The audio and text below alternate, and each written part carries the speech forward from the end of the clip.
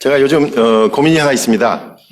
이따가도 혹시 여러분 가운데 좋은 아이디어가 있으면 저에게 좀 팁을 주시면 좋겠다는 생각이 들어요. 다른 게 아니라 제가 학교에서 같이 관련하고 있는 연구소에서 무슨 이제 책을 내다가 보니까 매번 책을 낼 때마다 학교 출판사에서 하든지 아니면은 이제 외부 출판사에다가 이제 의뢰를 해야 되니까 이게 시간이 걸리는 거예요. 매번 학교 출판사도 제가 알기로는 출판위원회가 1년에 한두 번 열리니까 또 그때마다 설명을 다 해야 되는 거예요. 책을 내는데. 그래서 이제 궁리하다 못해서 1인 출판사를 아예 만들자라고 해서 제가 하나 낼까 해요. 그래서 내일 구청에 가가지고 1인 출판사를 하나 낼까 하는데 문제는 이름을 정해야 되는데 그래서 이름을 뭘로 할까. 그래 1인 출판사 한번 또 찾아보니까 뭐 행복한 책공장 뭐 이래가지고 또 1인 출판사 하신 분들이 꽤 많죠. 요즘 이북으로도 하니까. 그래서 무슨 출판사 이름을 어떻게 정할까. 저희 학교가 있는 학교가 성주산이니까 성주산 책공장 뭐 이렇게 할까. 지금 여러 가지. 저 집사람 우리 룸메이트랑도 매번 지금 얘기를 하다가 왔는데 저는 제가 이제 다움 같은데 그 닉네임으로 쓰는 게 있어요. 그래서 영원한 학생 이렇게 하자. 그랬더니 맨날 공부만 할 거냐고. 그래, 영원한 학생 하지 말자. 그래서 여러분 혹시 좋은 아이디어 있으면 주셨으면 좋겠다는 생각이 듭니다. 영원한 학생. 이따가 제가 얘기하고 있는데 이런 대목이 나올 거예요. 그래서 내가 이 목사님이 이런 예화를 했구나. 이렇게 한번 어느 대목인가 잘 집어보시기 바랍니다. 오늘 본문은 예수님께서 제자들과 마지막 식사 자리에서 기도를 하는 내용이 계속해서 나오고 있죠. 특별히 예수님께서 요한복음 17장에서 기도를 하시고 1절에서 5절까지는 지난번에 살펴본 것처럼 아버지와 아들에 대한 기도였습니다. 그리고 그 다음으로 연결되는 게 오늘 6절부터입니다. 요한복음 17장은 크게 3개의 기도로 구성되어 있습니다. 첫 번째가 1절에서 우리가 살펴본 5절까지가 아버지와 아들에 대해서, 그리고 오늘 6절에서 19절까지가 사실은 제자들을 위한 기도 이렇게 나누어 볼 수 있고요. 19절 이후로부터는 제자들에 의해서 복음을 들을 사람들, 제자들의 제자들 또는 교회에 대한 권면으로 기도로 이렇게 생각할 수 있습니다. 오늘은 그래서 두 번째 부분 가운데서도 너무 길더라고요. 그래서 11절까지 끊어서 한번 살펴보려고 합니다. 예수님께서는 13장부터 지속된 식사와 마지막 대화를 통해서 제자들에게 계속해서 자신의 죽음의 필연성 또 불가피성을 말하고 계셨습니다. 적어도 요한복음은 예수님의 십자가는 잘못 들어온 제자 하나가 때문에 일이 꼬여가지고 자신이 죽음으로 대단원에 막을 내리는 비극으로 끝난 것이 아니다. 아주 치밀하게 하나님과 함께 계획한 사건 자체다라고 말하고 있습니다. 그러니 제자들은 지금 예수님의 떠나심, 예수님의 죽음, 예수님의 십자가를 마음으로 준비하라는 것이 주님의 당부의 말씀입니다. 그래서 예수님의 기도는 자신의 삶과 행동이 하나님 아버지의 뜻에 일치하는 것이었음을 밝히면서 기도를 시작하신 거죠. 그래서 아버지와 아들에 대한 이야기, 둘이 하나다라는 이야기를 하신 거예요. 특히 아버지와 아들에 대한 기도의 핵심은 아버지와 아들이 하나라는 사실이었습니다. 그리고 많은 경우 아버지와 아들의 하나임은 신적인 본질에 있어서 하나임을 드러내는 것이다 라고 해석되었습니다. 그렇다면 이제 6절부터 시작되는 기도야말로 아버지와 아들의 하나이심을 드러내신 것처럼 바로 그렇게 기도를 통해서 하나님의 본성에 참여하는 것이라는 사실을 알게 되죠. 우리는 기도를 통해서 하나님 아버지와 예수 그리스도가 그 신성에서 일치하셨던 것과도 같이 기도를 통해서 우리는 신적인 본성에 참여하는 것입니다. 기도는 하나님의 뜻과 하나님의 의지와 하나님의 목적에 일치하는 것이기 때문입니다. 우리는 대개 기도를 하면서도 그 결과에 대해서, 그것도 아주 세속적인 결과에 대해서 집착합니다. 내가 바라는 대로 진행되거나 내가 생각하는 대로 결과가 나오고 내가 원하는 방식으로 해결될 때 그것을 기도의 응답이라고 생각합니다. 그런데 기도의 본질은 바로 아버지 하나님과 예수 그리스도처럼 우리도 하나님의 그 하나님 되신 것, 아버지와 아들의 하나이신 것, 그 일치하려는 고백이고 또 하나님과의 그 뜻과 행동 또 그 간절함에 있어서의 일치를 보이는 것입니다. 그래서 예수님의 기도는 처음에 아버지와 자신에 대한 기도였고 자연스럽게 자신의 제자들을 향한 기도로 향하고 있는 것입니다. 기도는 다른 한편으로 생각해 보면 아쉬움과 기대와 바람의 표현이지요. 우리가 기도 제목을 서로 나누고 서로를 위해 기도하다 보면 그 제목은 지금은 아쉽지만 앞으로를 기대하면서 미래의 바람이 반영되기 때문입니다. 그렇다면 오늘 예수님께서 제자들을 위한 기도를 하는 것은 제자들이 그렇게 되기를 바라는 예수님의 아쉬움과 기대와 바람도 담겨 있다고 말할 수 있습니다. 그러므로 요한복음 17장에 나오는 주기도문, 즉 예수님의 기도를 통해서 제자들에 대한 하나님의 목적, 또 예수님의 바람을 알 수 있습니다. 3년의 공생애를 통해 제자들을 가르치셨지만 이제 제자들에 대한 기도를 통해서 제자란 모름지기 어떤 이유로 모였는지 그리고 어떤 모습으로 살아야 하는지에 대한 생각을 표현하고 계시는 것입니다. 사실 3년이라는 함께하는 시간에 예수님은 제자들을 위해서 바로 지금 이 사실을 알리려고 그렇게 전하고 훈련시키셨던 거죠. 한 세 가지로 생각해 볼 수 있을 것 같습니다. 첫째는 오늘 본문에 따르면 제자들은 예수님께서 주어진 선물이었습니다. 6절에서 이렇게 말씀하시죠. 세상 중에서 내게 주신 사람들에게 내가 아버지의 이름을 나타내었나이다. 그들은 아버지의 것이었는데 내게 주셨으며 그들은 아버지의 말씀을 지키었나이다. 라는 말씀을 통해 알 수 있습니다. 제자들은 예수님에게 주어진 선물이었습니다. 예수님은 하나님으로부터 제자들을 선물로 받은 것입니다. 물론 제자들은 처음부터 완벽하지 않았어요. 우리가 사랑하고 존경하는 사람으로부터 소중한 선물을 받을 때 그것이 화초나 나무를 선물로 받은 경우도 있고 요즘은 우리의 삶을 같이 나누는 반려동물을 선물로 받았을 때를 한번 생각해 보세요.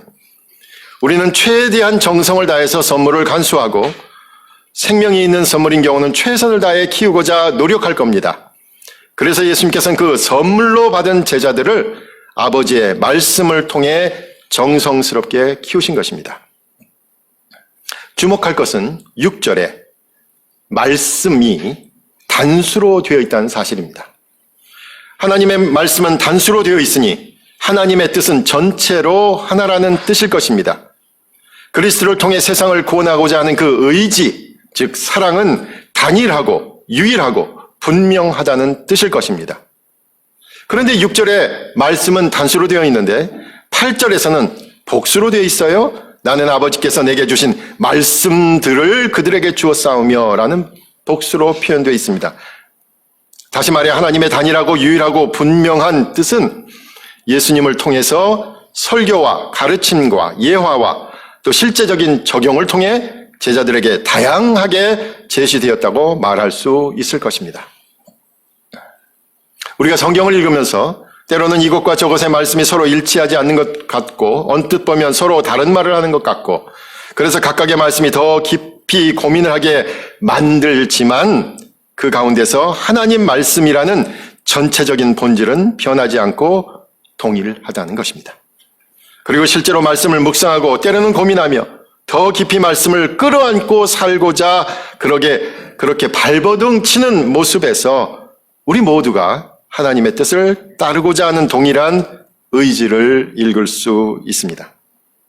마찬가지로 예수님의 가르침은 다양하게 제자들에게 제시되었으나 그 모두는 하나로 하나님의 뜻, 하나의 말씀이었던 것입니다.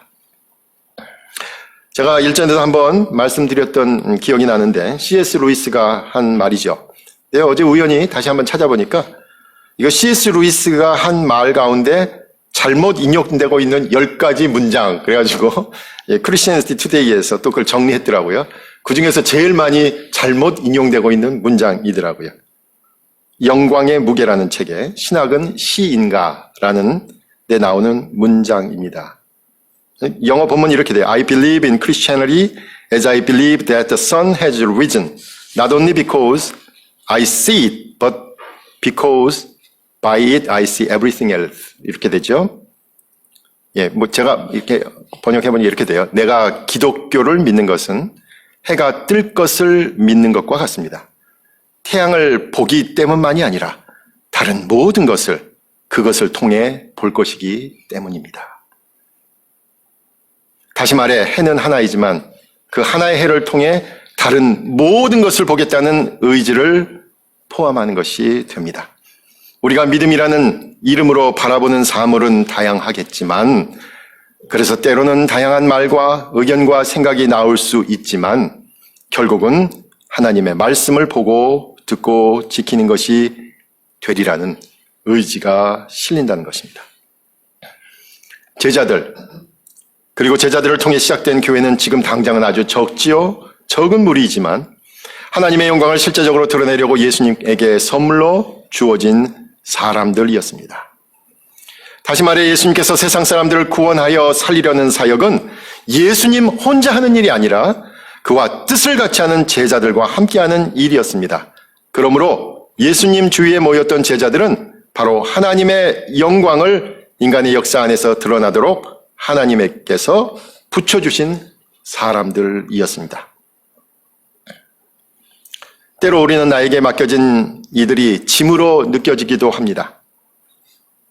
그래서 때로는 벗어나고 싶어 하기도 하고 그들과 얽히지 않은 삶은 어떠할까 가지도 않은 길을 상상하기도 하지요. 그런데 주님께서는 제대로 훈련받지도 않아서 늘 실수투성이고 결정적인 순간에는 도망가고 그 가운데는 자신을 배반하는 그 제자들을 하나님의 선물로 인정하셨습니다. 우리와 함께한 이들을 하나님의 선물로 받아들일 수 있다면, 그래서 이들을 통해 더 깊은 기쁨을 얻고 더 나아가 하나님께 영광을 돌릴 수 있다면 그것이 성숙한 신앙인, 여기서 말하는 제자의 삶이 될 것입니다. 두 번째는 제자들은 예수님께서 아버지로부터 온 줄을 알고 믿었습니다. 8절에서 그들은 이것을 받고 내가 아버지께로부터 나온 줄을 참으로 아오며 아버지께서 나를 보내신 줄도 믿었나이다 라는 말씀입니다. 제자들이 예수님께서 아버지로부터 온 것을 안다는 것은 바로 예수님의 신적인 본질을 알았다는 거죠. 예수님께서 하나님이심을 알았다라는 겁니다. 사실 요한복음 전체는 예수님이 하나님이시라는 사실을 꾸준히 드러내고 있습니다. 다른 복음서에서는 여러 기적들이 나왔지만 요한복음은 특별히 추려서 7개의 표적을 엄선하고 있는 것이나 그 표적 각각의 의미를 밝히고 있는 것이나, 그래서 결국은 예수님은 하나님으로부터 온 분이라는 사실을 드러내고 있습니다. 교회 역사에서도 상당히 초기부터 그리스도인들의 예배의 대상은 바로 예수 그리스도였다는 사실이 드러나고 있습니다. 복음서를 통해서도 예수님께서 하나님으로부터 오신 분이라는 사실은 군데군데에서 드러나고 있죠. 제자들이 예수님을 따라 나선 것도 그 어떤 설득이나 권면이나 강권이 있었던 것이 아니라 알 수 없는 권위와 힘에 끌린 것을 알 수 있습니다. 나를 따라 오너라. 이런 이 말씀은, 주님의 말씀은 거역할 수 없는 정언 명령처럼 다가왔습니다. 어떤 이유나 논리로 설득된 것이 아니라 인간의 판단 그 너머의 힘에 끌림을 경험했던 거죠. 그렇다면 예수님은 인간의 평범한 암과 인식 너머의 존재라는 사실에 대한 인정이 없다면 제자라고 할 수 없을 것입니다. 주님에 대한 인정이 우리 신앙의 기본이 되며 더 나아가 우리가 제자라고 불릴 수 있는 근거가 되는 것입니다. 요한복음 처음에도 1장 12절에서 영접하는 자 곧 그 이름을 믿는 자에게는 하나님의 자녀가 되는 권세를 주셨으니 라는 말씀이 바로 오늘 본문에서 이루어지고 있습니다. 바로 제자들이 영접하는 자들이고 믿는 자들이었습니다. 그래서 제자들은 당연히 하나님의 자녀라 불릴 자격이 있는 것입니다. 물론 지금 당장의 상태를 보면 제자들의 지식에는 한계가 있습니다. 아직 어린아이와 같습니다. 그러나 그들의 알은 계속 넓어질 것입니다. 예수님께서 바로 옆에 있을 때에는 그분에 대해서 여전히 잘 모르고 시행착오도 하며 그로 인해서 서로 상처를 주고받기도 합니다. 그러나 그들의 알미 더 넓어지고 있는 과정을 주님께서는 바라보고 인정하고 계신 것입니다.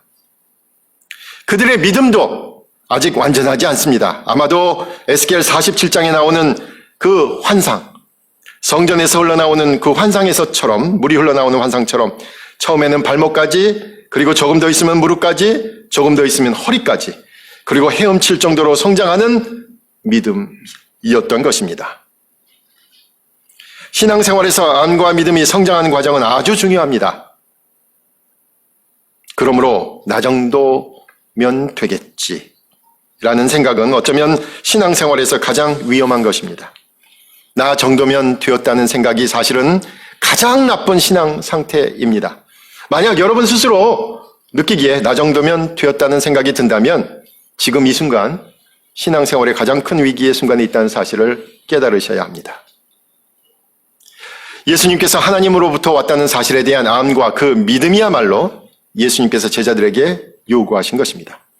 저와 여러분도 예수님께서 하나님으로부터 왔다는 사실을 아는 것이 점점 넓어지고 아는 만큼 믿음은 더 깊어지시기를 바랍니다. 예, 그래서 영원한 학생이 여기서 나온 거겠죠? 제가 영원한 학생이라는 이름을 고집하는 것도 그렇죠. 마지막으로 세 번째는 제자들은 아버지의 말씀을 지키는 사람들입니다. 이 말씀은 오늘 본문 가운데 앞부분에 나온 것이죠. 6절에서 그들은 아버지의 말씀을 지키었나이다라는 대목에서 알 수 있습니다. 그러므로 제자들은 하나님께서 예수님에게 주신 선물이고요.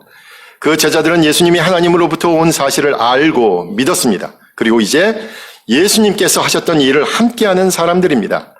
바로 주님께서 하신 일은 하나님의 구원의 섭리를 이루는 것이죠. 그런데 오늘 본문에서는 좀 다르게 표현되어 있어요. 바로 주기도문의 내용으로 표현되어 있습니다. 6절과 11절, 오늘 처음 읽은 것과 제일 마지막에 읽은 6절과 11절에서 예수님께서 구체적으로 하신 일을 아버지의 이름을 나타내는 것이었습니다. 그리고 그 이름은 11절에서 특히 거룩하신 아버지여 내게 주신 아버지의 이름으로 라고 구체적으로 말씀하고 계셔요. 그렇다면 이 요한복음 17장에서 예수님께서는 우리가 그렇게 잘 아는 주기도문의 내용을 말씀하시는 거죠. 바로 아버지의 이름이 거룩히 여김을 받으시오며 그 기도를 하고 계시는 거죠. 그렇다면 예수님께서 하셨던 일은 이제 아버지의 이름이 거룩히 여김을 받도록 하는 일이었습니다. 특히 주기도문에 아버지의 이름이 거룩히 여김을 받으시오며 좀 이상하지 않습니까? 여러분 이 대목을 읽으면서 좀 깔끔하게 능동태로 표현하면 좋은데 왜 수동태로, 우리나라는 수동태가 사실 없잖아요. 근데 왜 이렇게 표현되었을까? 신적 수동태라고 하잖아요. 다시 말해서 아버지의 이름을 거룩하게 하기 위해 사람들을 통해서 그 일을 이루신다는 겁니다. 하나님 아버지의 이름을 거룩하게 하기 위해서 예수님께서 그 일을 하셨고 이제 제자들도 아버지 하나님의 이름을 거룩하게 하는 일을 그 일에 나서고 있다라는 말씀입니다. 구체적으로 예수님께서도 이 마지막 식사 자리에서 거룩하게 하는 일을 통해 하나님께 영광을 돌리는 일을 하셨어요.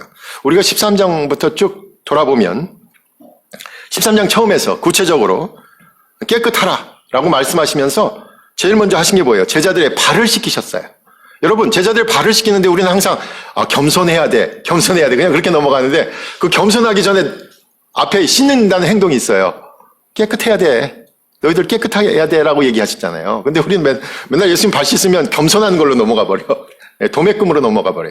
깨끗하라 이거죠. 깨끗하라. 13장에서 제자들 모임은 아직 적은 모임이죠. 그런데 이 적은 모임 가운데서 가룟 유다랑 대화하죠. 13장 마지막 부분에서 가룟 유다가 밖으로 밤에 나가는 것을 용인하셔요.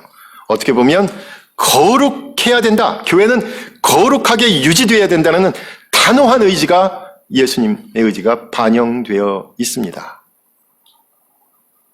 거룩함, 깨끗함은 문자적으로 다르다, 구별된다라는 뜻입니다. 세상과는 분리되고 구별된다는 의미입니다. 우리는 분명히 세상에서 살지만 세상에 믿지 않는 사람들과 다른 삶의 태도를 가져야 합니다. 세상과 다르다고 해서 우리끼리 먼저 이해관계를 갖는다라는 이너서클이 된다는 것은 절대로 아닙니다.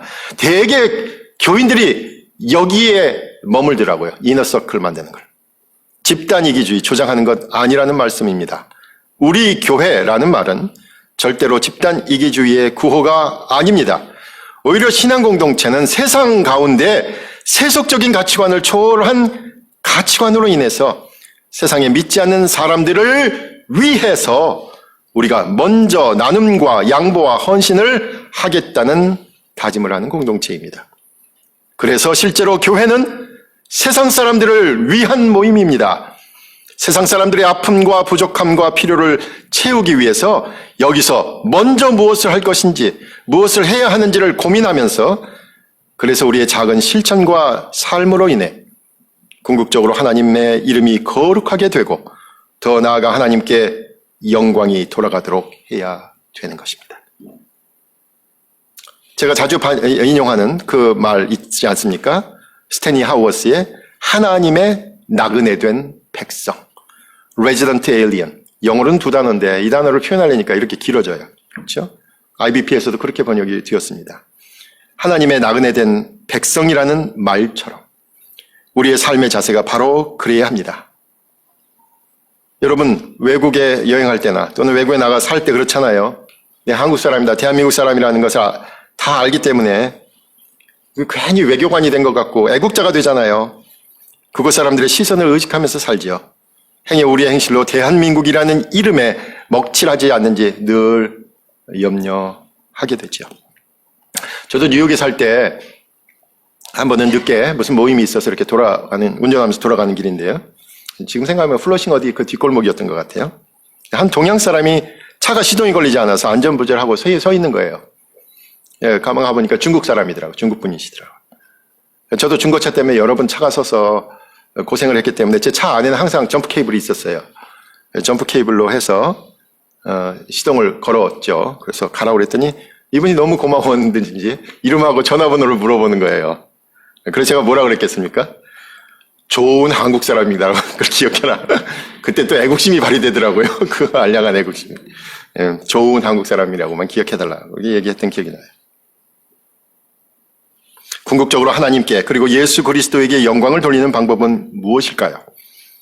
그것은 크게 드러내게 하는 것도 중요하지만 제자들에게 예수님께서 바란 것은 11절에서 하나가 되는 것이었습니다.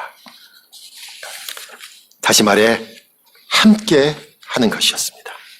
제자들은 예수님과 그리고 예수님께서 떠난 이후로도 서로 함께 하는 사람들이었습니다. 같이 있어주는 사람들.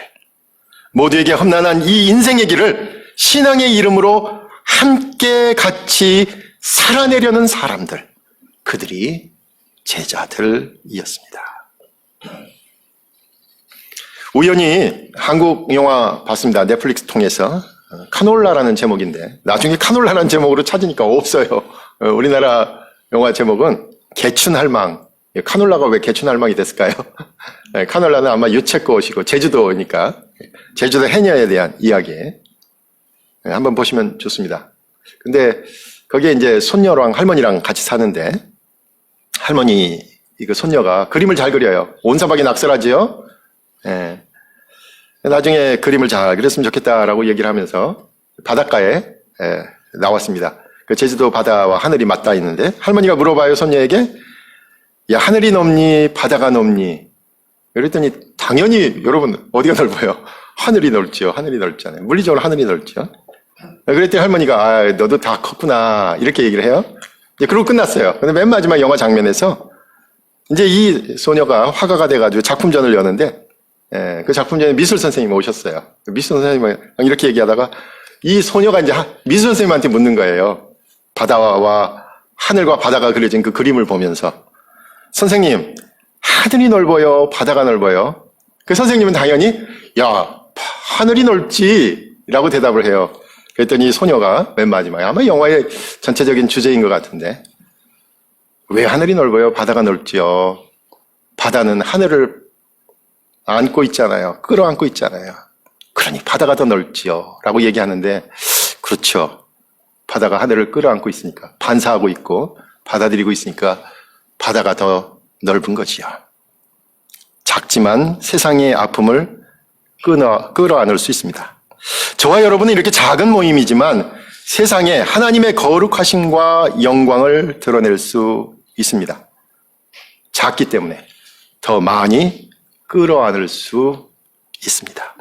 11절에서 예수님께서는 바로 자신의 떠남을 아시면서 제자들을 위해 기도하신 것을 알 수 있어요. 자기는 죽으러 가면서 기도하신 내용이에요. 나는 세상에 더 있지 아니하오나 그들은 세상에 있사옵고 나는 아버지께로 가옵나니 거룩하신 아버지요 라고 간절하게 기도하셨어요. 떠나는 분의 기도에는 남겨진 이들에 대한 애정과 안타까움과 당부가 함께 묻어 있습니다. 그렇죠. 예수님은 자신이 가장 아프고 힘들 때 제자들을 끌어안고 있습니다. 작은 신앙 공동체를 위한 주님의 사랑을 알 수 있습니다. 죽음의 순간 그들이 아버지의 이름처럼 거룩하게 되길 간절히 기도하고 있습니다. 그렇게 예수님은 세상을 끌어안고 계십니다. 저와 여러분도 자신의 문제로 지쳐서 한 치 앞도 보이지 않고 답답한 마음, 절망의 한숨이 있을 때 바로 그때가 주님의 모습을, 주님의 말씀을, 주님의 기도를 떠올릴 때입니다. 그리고 역설적으로 우리가 가장 답답할 때가 바로 주위 사람을 끌어안을 때입니다. 그렇게 우리가 가장 힘들 때 하나님의 이름을 거룩하게 할 수 있습니다. 말씀을 정리합니다. 예수님은 제자들을 위한 기도를 통해 제자들이야말로 자신에게 주신 선물로 인정하셨습니다. 그리고 제자들은 예수님께서 아버지 하나님으로부터 온 분임을 알고 믿었습니다. 아울러 제자들은 예수님과 함께 하나님의 말씀을 지키는 일, 다시 말해 하나님의 이름을 거룩하게 하는 일에 함께한 사람들입니다. 저와 여러분이 작지만 살아있는 이 신앙 공동체에서 그리고 우리 각자가 주님의 제자로 세우심을 받도록 알고 믿는 일, 그리고 주님의 말씀을 지키는 일에 멈춤이 없이 나서기를 바랍니다. 이제 이렇게 다시 모인 이 시간부터 아버지의 이름을 거룩하게 하는 일에 새로운 각오로 발을 내딛기를 간절히 부탁드립니다. 기도하겠습니다. 오늘 목사님 설교 혹시 질문 있으신가요? 예, 박경호 목사님.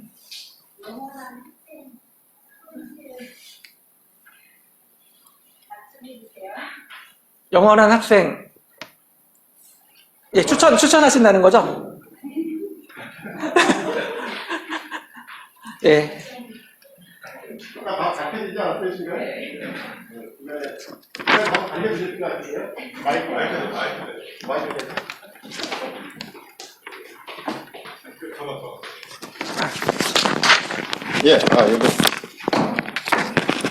예, 영원한 학생 답이 중간에 나갔습니다. 공부 잘하는 학생은 수업 시간에 다 캐치했을 것 같은데요. 중간에 두 번째인가요? 제자는 예수님께서 하나님으로부터 온 것을 알고 믿는다라고 했을 때, 제자들이 아는 것도 짧았고, 그래서 맨날 실수하고, 믿음도 연약했잖아요. 왜냐하면, 여기서는 믿음이 있다 그러지만, 요한복음 18장에는 다 도망가 버리잖아요. 예수님 혼자 남겨놓고. 그러니까 믿음도 일천했지만, 어떻게 보면, 예수님께서는 계속 성장할 것을 알고 계셨다라는 의미에서, 그러니까 계속 배우고, 또 계속 믿음이 성장하도록 그를 살아야 된다라는 부분에 있어서, 예, 그래서 영원한 학생이 맞다라고 생각하는데, 어쨌든 카톡을 보내주세요. 내일 구청에 가려고 그러니까, 예.